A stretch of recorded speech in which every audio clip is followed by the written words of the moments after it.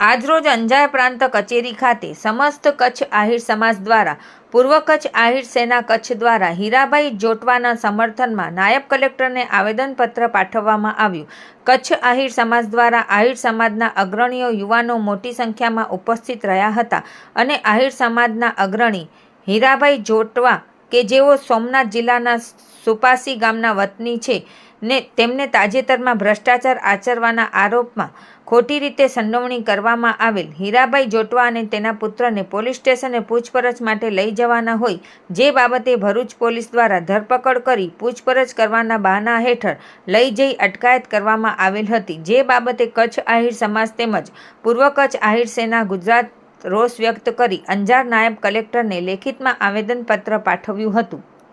આહિર સમાજ તેમજ પૂર્વ કચ્છ જિલ્લા આહિર સેના દ્વારા પ્રાંત અધિકારી સાહેબશ્રીને આવેદનપત્ર આપવામાં આવેલ છે।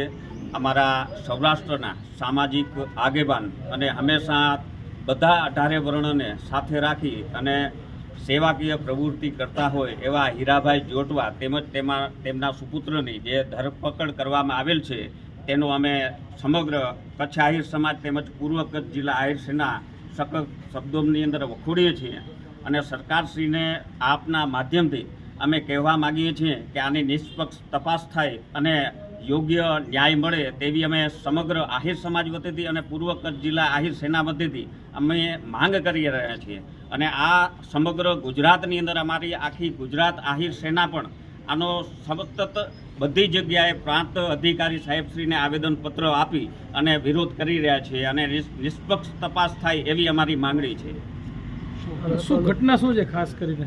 જે મનરેગા કૌભાંડ છે એમાં હીરાભાઈ જોટવા અને તેમના સુપુત્રોની ધરપકડ કરવામાં આવી છે। આ મનરેગા કૌભાંડની અંદર ક્યાંય પણ હીરાભાઈ જોટવા કે તેમના સુપુત્રોનો ક્યાંય ઉલ્લેખ નથી, છતાં પણ તેમની રાજકીય રીતે તેઓએ કિનાખોરી રાખીને ધરપકડ કરવામાં આવેલ છે।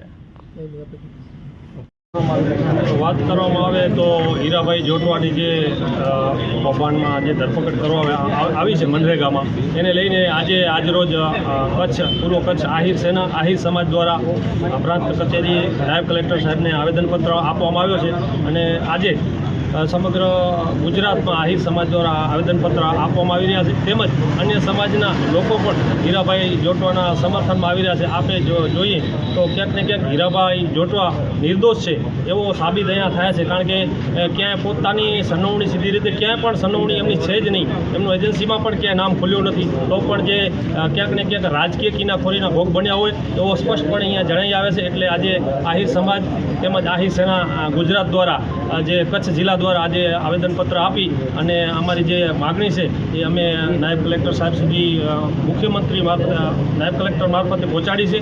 તો આગામી સમયમાં જો હીરાભાઈ જોટવાને આમાંથી ન્યાય નહીં મળે તો હજી આગળ ગુજરાત આહિર સમાજ એક મોટો સંમેલન પણ કરવા યોજવાનું પણ તૈયારી છે, તો એક મોટો સંમેલન પણ કરવામાં આવશે।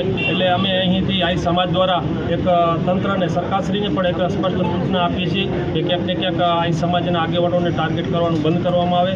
એ હીરાભાઈ જોટવા છે અમારા આહિર સમાજના દાનવીર ભામાશાહ છે અને સમાજને નહીં પણ દરેક સમાજને 18 વર્ણને ઉપયોગી થાય છે એવા છે, તો એ ક્યારે કૌભાંડ કરે નહીં અને નિષ્પક્ષ તપાસ કરવામાં આવે। ત્યારે અમે પણ કૌભાંડને કોઈ સાવરતા નથી, ક્યાંય પણ જો ગુનો હોય તો ભલે સજા કરો, પરંતુ ખોટી રીતે અત્યારે હાલ તપાસના નામે એમને લઈ ગયા હતા અને જેલમાં રાખી દેવામાં આવ્યા છે, રિમાન્ડ માટે મોકલી દેવામાં આવ્યા છે। આ પણ એક ચિંતાનો વિષય છે। એટલે આહિર સમાજે સમગ્ર ગુજરાતમાં આજે આવેદનપત્ર આપી રહ્યા છે। ત્યારે અંજાર ખાતે નાયબ પ્રાંત કચેરી પણ અમે પણ આહિર સેના અને કચ્છ આહિર સમાજ દ્વારા આવેદનપત્ર આપવામાં આવ્યું છે।